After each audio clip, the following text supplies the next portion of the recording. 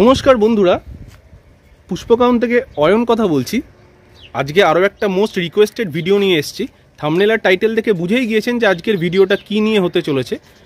হ্যাঁ বন্ধুরা, rose feeding in the month of May. প্রচুর বন্ধুরা প্রশ্ন করেছেন যে মে মাসের এই গ্রীষ্মের দাবদাহে রোজ ফিডিং কীরকম হবে, কী পর্যায়ে করবেন, কোন ভ্যারাইটিতে নাইট্রোজেন, কোন ভ্যারাইটিতে ফসফেট, প্রচুর কনফিউশন রয়েছে। নীলদা সব ক্লিয়ার করে দেবে। ভিডিওটা প্রথম থেকে শেষ অবধি দেখার অনুরোধ করছি, মাঝপথে কেউ স্কিপ করবেন না। চলুন বন্ধুরা, নীলদা ওয়েলকাম। তো প্রথমত বলি, এই প্রচণ্ড গরম যে পড়েছে, তো এই গরমে ফিড তো চালাতে হবে কিছু না কিছু। তো ফিডিং কখন চালাতে হবে, কী ব্যাপার, তো ফিডিং আমরা কেন চালাই প্রথমে একটু নিয়ে আলোচনা করি। গাছের বিভিন্ন রকম গ্রোথ থাকে। বিভিন্ন রকম গ্রোথ মানে কি, vegetative growth, primary growth, secondary growth, সেই অনুযায়ী ফিডিং হয়। নর্মালি আমরা 5 মিনিটের কিছুটা দিয়ে দিলাম, কাজ বুঝে নিল, ওই ফিডিং আমরা এখানে করি না। প্রাইমারি গ্রোথ মানে কি, গাছের বৃদ্ধি হবে, ডালপালা ছাড়বে।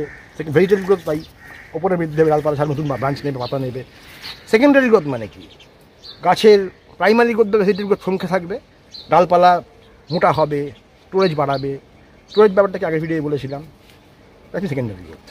তো এই যে প্রচণ্ড গরম, এখানে তো এই ধরনের সেকেন্ডারি গ্রোথেই ফেলতে হবে গাছকে আমাকে, কারণ প্রাইমারি ফিডিং গাছের সময় নয়, ভেজিটেটিভ গ্রোথের সময় নয় এখন। তাহলে কী করতে হবে আমাকে, নাইট্রোজেনের ব্যাপারটা খুব ভাইটাল এখানে, উল্লেখযোগ্য। প্রথমে বলে রাখি, নাইট্রোজেনে গাছ বাড়ে, ফসফরাসে শিকড় বাড়ে, পটাশ দিলে ফুল ফোটে। এই ধরনের কনসেপ্টগুলো মাথা থেকে হাঁটিয়ে দিতে হয় প্রথমে, না হলে এই সারমর্মটা তৈরি হবে না কোনো দিনও। নাইট্রোজেন চাপতে হবে আমাকে এখানে, এবং আমাকে কী করতে হবে, পটাশের আধিক্য বাড়াতে হবে। তাহলে কি পটাশ দেওয়া মানে কি ফুল ফুটবে বেশি, সেই জন্য পটাশ দিচ্ছি আমি? একদমই না। পটাশের কাজ হচ্ছে কোনো কিছু প্রবাহ, পরিবহন ক্ষমতাকে বাড়িয়ে তোলা, সেটা পটাশের কাজ।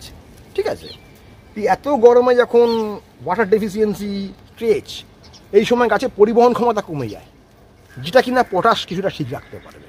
ঠিক আছে, এই হলো ব্যাপার। তারপরে শুধু পটাশ পরপর দেবো না, একদমই নয়, পরে আসছি কীভাবে বলতে হবে। এবার পটাশের পরে আসবে কিছুটা ফসফরাসের ব্যাপার থাকবে, কিন্তু সেটা এই হাই টেম্পারেচার যদি ফসফরাস অ্যাপ্লাই করা হয়, ফসফরাস কিন্তু লগ হয়ে যাবে।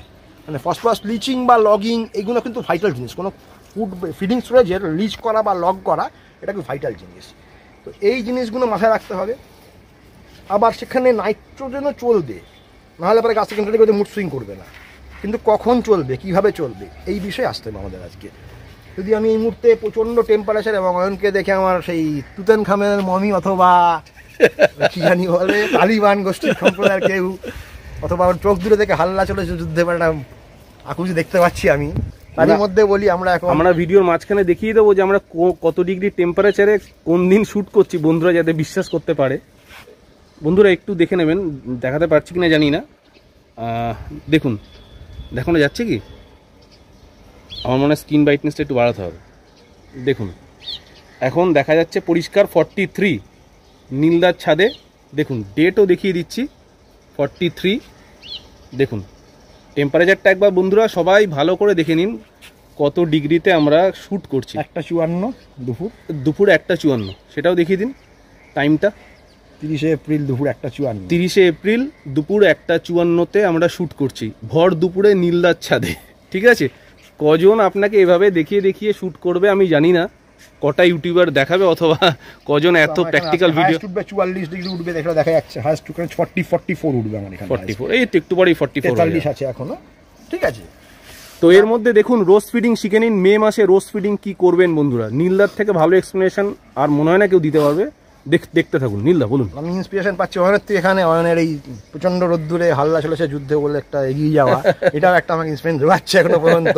ঠিক আছে, তার মধ্যে আমি বলি ফিডিং চলবে, কিন্তু এই সাংঘাতিক অবস্থার মধ্যে চলবে না।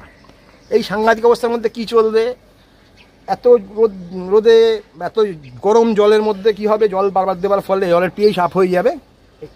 এখানে কোনো এই সময় ফিডিং চলে না, জল রাখতে হবে। এরপরে আমাকে একটু হালকা হিউমিক অ্যাসিড অথবা হালকা সিউইড একদম অল্প করে সন্ধ্যার দিকে মাঝে সপ্তাহে একটা করে একটা ড্রেঞ্চিং চালিয়ে আমাকে একটা মেটাবলিজম ঠিক রাখতে হবে।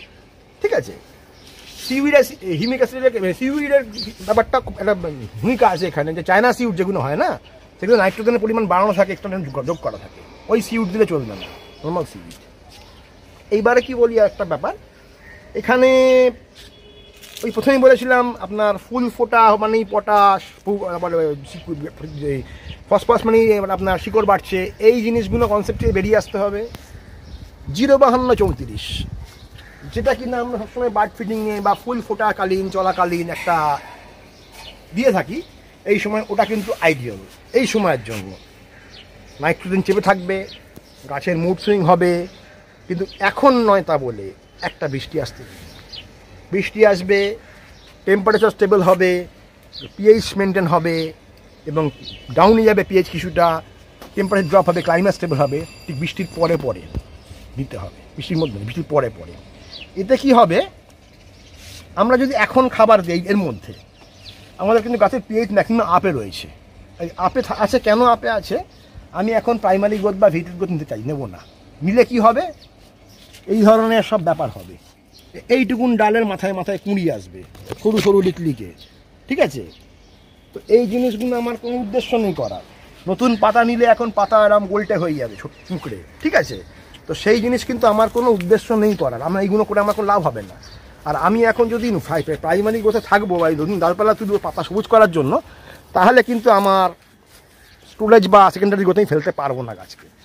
তো আমাকে বিভিন্ন সময় অনুপাতে আমাকে গাছকে শেপ বা আকার আয়তন বা গাছে পূর্ণাঙ্গ রূপ দেওয়ার জন্য প্রাইমারি টু সেকেন্ডারি যে গ্রোথ, এটা কিন্তু খুব ভাইটাল জিনিস হয়ে যাবে, ঠিক আছে। এবার আমি আরও কিছু কথা বলি।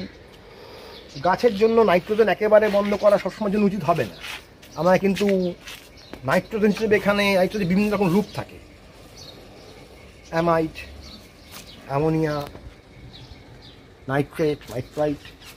আমায় কিন্তু এখানে এই মুহূর্তে ক্যালসিয়ামযুক্ত নাইট্রোজেন চালাতে হতে পারে, ঠিক আছে। ক্যালসিয়াম নাইট্রেট, কিন্তু সেটা এই এত গরমে কখনোই নয়, টেম্পারেচার ডাউনে যাবে, 38-এর তলায় যাবে এবং আমার সঙ্গে পিএইচ লেভেল সেভাবে ব্যালেন্স থাকবে, ওইভাবে উপযুক্ত হয় ফিটিংয়ে। মানে এখন আমি খাবার যদি যে কোনোই দেবো, পিএইচ আপ আছে, এই স্টেবল স্টেজ, গাছের কেমিক্যাল বার্ন আসবে একখানা, কারণ আমার এখন উপরে ফাইবার রুট রাখিনি খুব কিছু সেকেন্ডারি গ্রোথে নেওয়ার জন্য গাছকে, ঠিক আছে। কেমিক্যাল বার্ন আসবে, যখনই বৃষ্টি আসবে তখনই কিন্তু পিএইচ ডাউন হবে, একটা হিউমিক ড্রেঞ্চিং করে দেবো, আরও পিএইচ ডাউন করবো, তারপর সঙ্গে সঙ্গে আমি চলে যাবো এই ধরনের ফিটিংয়ে। একটা কি দুটো ডোজ চালাবো, আবার দেখো 2-3 দিন পর আবার টেম্পারেচার হাই হয়ে গেল, আবার চেপে যাবো। এই যে খাবার দেওয়ার সময় এই ধরনের তারতম্য ব্যাপারগুলো, তো সেগুলো খুব ভাইটাল দরকার, ঠিক আছে। যে বৃষ্টি আসলো, টেম্পারেচার ড্রপ হলো, কি মেঘলা দিন হলো, একটা টেম্পারেচার ড্রপ হচ্ছে, কিন্তু হাওয়া বাতাস চলবে এরম দিনে দেবেন, কখনোই দেবেন না গুমশুনি গরম, এয়ার ভেন্টিলেশন নেই, ঠিক আছে। চরম নিম্নচাপের মুখোমুখি, হয়তো টেম্পারেচার ড্রপ হয়েছে, নিম্নচাপের মুখোমুখি, তখন কিন্তু এই খাবার দেবেন না, ঠিক আছে। ভেন্টিলেশন ঠিক আছে, স্টেবল ক্লাইমেট, সেইখানে খাবার দেবেন। 05234 একটা দুটো ডোজ চলবে, 1 বা 2 গ্রাম পার লিটার ড্রেঞ্চিং চলবে। ক্যালসিয়াম নাইট্রেট একদম টেম্পারেচার ড্রপ ডাউন, সেখানে বৃষ্টির পরে একটা হালকা ডোজ চালাবো, চালিয়ে আমি গাছের ক্যালসিয়াম দিয়ে মুড সুইং করাবো সেকেন্ডারি গ্রোথে। এই সময় কোনো মাইক্রো এলিমেন্টস চালাবো না, আমি একদম চালাবো না, কারণ গাছের মাইক্রো রিকোয়ারমেন্ট এখন এই মুহূর্তে নেই কিছু, একদম বন্ধ করে রাখবো। মাইক্রো এলিমেন্ট দিলে পরে কি হবে, মাইক্রো মানে টক্সিসিটি বেশি, যে কোনো কেমিক্যালের যা নুনাল মাস বেশি, টক্সিসিটি বেশি, ঠিক আছে। এটা একটা কেমিক্যালি ফান্ডা, টক্সিসিটি বেশি হলে কোনো জিনিস এখানে অ্যাপ্লাই করবো না, যে কারণেই কিনা আমি এই ক্যালসিয়াম অ্যাপ্লাই করবো না গরমে। মলিকুলার মাস, এটা হয় দেখতে সবচেয়ে বড় মলিকুলার মাস, এটা যদি বেশি হয়ে যাবে তো কখনোই সেটা আমি হিটে অ্যাপ্লাই করবো না, ঠিক আছে। তো এই গেল প্রাথমিক ব্যাপার। এবার আমি আসবো এখানে কি জল, পর্যাপ্ত জল রাখবো গরমকালে, যখন আমি খাবার দেবো না তখন পর্যাপ্ত জল গাছপালা ধুইয়ে ভিজিয়ে। এতে কি হবে, আমার যে গাছে ফটোসিনথেসিস কিন্তু বর্তমান এই যে পাতা পুঁতি সব এত রয়েছে না গাছে, প্রচুর পরিমাণে সারসংস করছে এরা। আর এই সারসংস করার পরে কি হচ্ছে, গাছ কিন্তু নতুন গ্রোথ নিচ্ছে না, ডালপালা ছাড়ছে না, আমি থমকে রেখে দিয়েছি, ফিগার রুট রাখিনি। এগুলো কী হবে, পুরোপুরি এই গ্লুকোজটা স্টার্চে পরিণত হবে, সেকেন্ডারি গ্রোথ লেগে গাছ। এটা টেকনিক্যালি ওয়ে, এটা মানে আমি ওটাকে করাচ্ছি, আমি ইচ্ছে করলেই পারতাম এখানে ডালপালা তুলে সবুজ করে একটা অন্যরকম করতে, কিন্তু আমি এটা করাবোই না। আবার আমার এটা দেখতে হবে, কাঁচা ডাল যেগুলো উঠেছে বর্ষার আগে সেগুলোকে আমাকে হার্ড করে স্টিক করে তুলতে হবে। ডাল যদি বর্ষার আগে কাঁচা থেকে যায় আর ওখানে লগ হয় তাহলে ও ডালকে বাসাতে পারা যাবে না, ডাল নষ্ট নেমে যাবে ডাল। ওই বর্ষার আগে আমরা কিছু কেমিক্যালের সাহায্যে ওই ডালগুলোকে স্টিপ করে দিতে হবে, হার্ড করে দিতে হবে, ঠিক আছে। যেমন এই ধরনের ডাল যেগুলো আমি দেখিয়েছিলাম এখনো পর্যন্ত কাঁচা আছে, এই যে এসব ডাল উঠেছে না এখনো পর্যন্ত কাঁচা আছে কিন্তু একদম, এই যে উঠেছে এরকম বড় বড় 10 ইঞ্চি তবে এরম মোটা ডাল উঠেছে এই যে, ঠিক আছে, এ কিন্তু এখনো কাঁচা আছে, যখন তখন এখানে লগ হয়ে যাওয়ার সম্ভাবনা বেশি। আচ্ছা, এই লগ হলে কিন্তু বর্ষাকালে পুরো ক্যাঙ্কার নেমে যাবে, ঠিক আছে। তো এই লগটাকে আমি করতে দেবো, এটাকে আমাকে অন্য উপায় এটাকে আমাকে স্টিপ করে হার্ড করে দিতে হবে ডালটাকে, ঠিক আছে। তো এই ব্যাপারগুলো আমি চালিয়ে যাবো, কখনই নতুন ডাল আমি গরমকালে তুলতে নারাজ কেন। এই যেমন এখানে কিছু গাছ আছে দেখাচ্ছি আমি, মাঝারি সাইজের গাছ এগুলো, কিন্তু গোছের গাছ এগুলো, এগুলো গোছা থাকার গাছের গাছ, কিন্তু তথাপি আমি একে এখন ডালপালা বৃষ্টির জন্য বৃষ্টি পড়লে বর্ষাকালে গ্রোথ নেবো, আবার টেম্পারেচার বেশি হয়ে গ্রোথ নিলে কী হবে ব্যাপারটা, এইটুকু ডালের মাথায় কুঁড়ি আসবে আর পুরো স্টোরেজটা মিস ইউজ হবে, আমার পুরো আমি ফুল ইউটিলাইজ করবো। পাতাই আমার সন্তুষ্ট নয়, পাতাটা কতটা হচ্ছে কী বলে ডাল কী হয়ে সেই সন্তুষ্ট। এই ব্যাপারগুলো গরমকালের জন্য খুব দরকার, ঠিক আছে। নীলদা, আপনি অনেক কিছুই বললেন, অনেক কিছুই এক্সপ্লেন করলেন খুব রিলেভেন্ট ওয়েতে। আচ্ছা, অনেকে বলেন, অনেক রোজারিয়ান বলছেন যে rose is all about the NPK. এনপিকের ব্যালেন্স যদি ঠিক থাকে, ব্যালেন্সড এনপিকে যদি ফিডিং ঠিক থাকে, সব কিছু নাকি এনপিকের মধ্যেই নাকি রহস্যটা লুকিয়ে আছে। তো এ ব্যাপারে আপনি যদি কিছু বলেন। এনপিকে তো অবশ্যই ব্যাপারটা ঠিক, এনপিকের রহস্য আছে, কিন্তু রহস্যটা কী সেটা বলতে হবে। যদি কেউ আমাকে বলে যে এনপিকে এই রহস্য এবং এনপিকে ছাড়া তো কিছুই হয় না, এনপিকে রহস্যটা কী সেটা তাকে বলতে হবে। রহস্য বলতে কি আমি বলে দিই, মানে যেটা বলতে পারেনি বা যেটা হয়তো বলতে যাচ্ছ তুমি আটকে গেছে। অ্যাকচুয়ালি এনপিকে মানে কি ব্যাপারটা, নাইট্রোজেন, ফসফরাস আর ক্যালিয়াম। ক্যালিয়াম মানে পটাশ। তো এর মধ্যে ঘুরিয়ে ফিরে গল্প, কিন্তু প্রসঙ্গ হচ্ছে ব্যালেন্স এনপিকে অথবা মানে 20-20-20, 19-19-19, অথবা 13-40-13, অথবা 15-15-30, এরকম বিভিন্ন ধরনের ফার্টিলাইজার গ্রেড এনপিকে পাওয়া যায়। তো এনপিকে ফার্টিলাইজার গ্রেড আর কেমিক্যাল ব্যাপারটা এই আমাকে এইগুলো আলাদা জানতে হবে। কেমিক্যাল মানে কি, পটাশিয়াম নাইট্রেট, অ্যামোনিয়াম সালফেট, এগুলো হচ্ছে বা সালফেট অফ পটাশ, এগুলো হচ্ছে কেমিক্যাল, ইন্ডিভিজুয়াল কম্পোনেন্ট কেমিক্যাল। আর যেগুলো 20-20-20, 13-0-45, 20-20-20 অথবা 13-40-13, 15-15-30, এগুলো কিন্তু অ্যাকচুয়ালি ফার্টিলাইজার, এর মধ্যে অনেক কিছু মেশানো থাকে। এবার আমরা দেখতে হবে 20-20-20 যে এনপিকে আছে এর মধ্যে কি কি বর্তমান আছে। যেমন ওখানে নাইট্রোজেনটা কি ফর্মে থাকে, অ্যামাইড ফর্মে থাকে, অ্যামোনিক্যাল ফর্মে থাকে, আবার নাইট্রেট ফর্মে থাকে, পার্সেন্টেজ ওয়াইজ ভ্যারি করে। তো আমি যদি এই গরমের মধ্যে অ্যামাইড ইউজ করি তাহলে কিন্তু এর চেয়ে বড় খারাপ কিছু হতে পারে না, ঠিক আছে। যার জন্য আমি ক্যালসিয়াম ইউজ করছি না এই গরমে। এই গরমে যে অ্যামাইড মানে ইউরিয়া গোছের কিছু পরে, অ্যামাইড মানে ইউরিয়া ফর্মটা যদি কিছু পরের মধ্যে, ওটা কিন্তু টোটাল লগ হবে, টোটালি লগ হবে এখন। কেন আমি ওটাকে মোবিলাইজ করার জন্য যে বাকি এলিমেন্টসগুলো আমার হাতে নেই এখন ইউজ করার মতো, কারণ এইগুলো নাইট্রোজেন মোবিলাইজ করার জন্য যে এলিমেন্টসগুলো আছে ওটা যদি এখন ইউজ করতে চাই একদম কালো হয়ে যাবে, প্রচণ্ড টক্সিক যেগুলো। তো সেক্ষেত্রে আমাকে কী করতে হবে, এখানে এখন অ্যামাইড ফর্ম বা ইউরিয়া ফর্মগুলোকে আমাকে পুরো বন্ধ করতে হবে, ঠিক আছে। আমি যদি 20-20 মারি ওর মধ্যে ম্যাক্সিমামটাই অ্যামাইড ফর্মে আছে, তাহলে কী হবে, ফুল লগ হবে জিনিসটা। আর লগ হলে কি হয়, বর্ষা পড়বে চটচট করে একদিন নেমে যাবে গাছে, পুরো একদিক থেকে ডাল নামতে শুরু করে দেবে।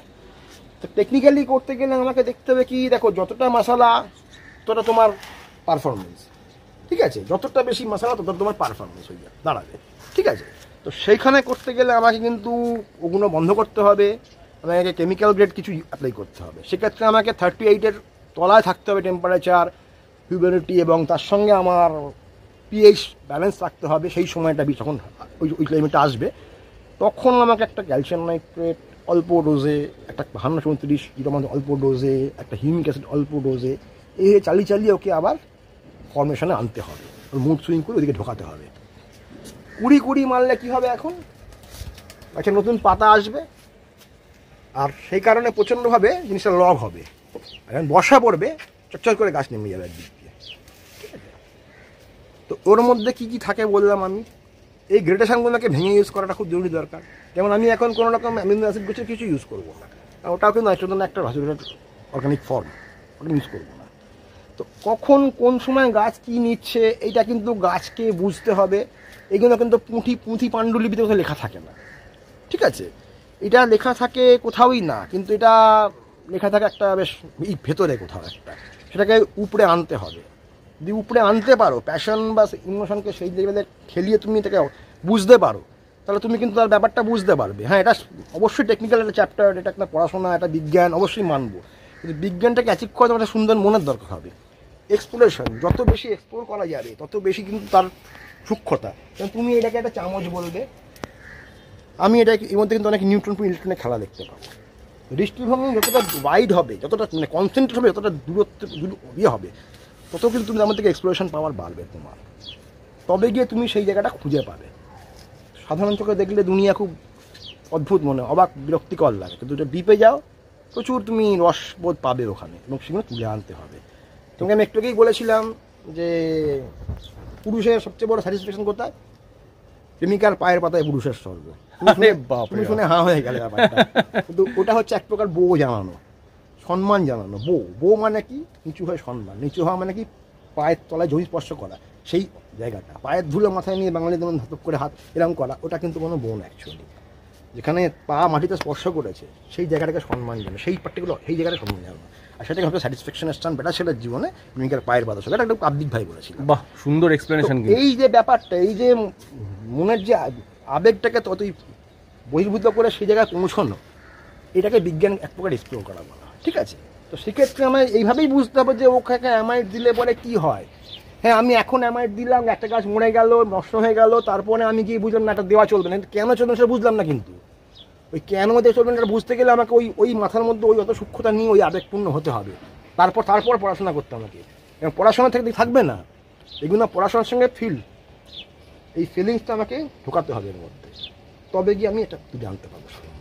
বাহ, খুব সুন্দর এক্সপ্লেনেশন নীলদা, আপনাকে অনেক অনেক ধন্যবাদ। বন্ধুরা, আশা করি আপনারা কিন্তু এই ভিডিওর মাধ্যমে মে মাসের এই তীব্র দাবদাহে, গরমের দাবদাহে কীরকম ফিডিং করবেন, নীলদা কিন্তু খুব সুন্দর প্রাসঙ্গিকভাবে একটা এক্সপ্লেন করলেন ব্যাপারটাকে। আশা করি এই ভিডিও থেকে আপনারা অনেক উপকৃত হবেন। তো সবাইকে অনুরোধ করব, সুন্দর সুন্দর এই ভিডিওগুলো নিজেদের কাছে না রেখে সবার মধ্যে ছড়িয়ে দিন।